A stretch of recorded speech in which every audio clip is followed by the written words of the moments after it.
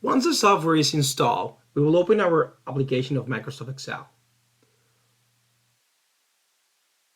Over the home menu, down in options, we will click that option and it will open a dialog box in which we will select add-ins and then Excel add-ins. We click go.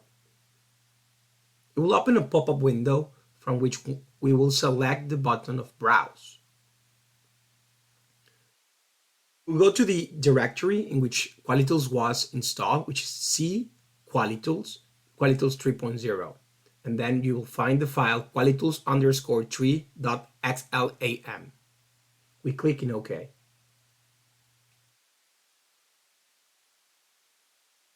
After that, we just click the OK button, and in the top bar, we will see the bar from Qualitools install. Thank you, and see you in the next chapter.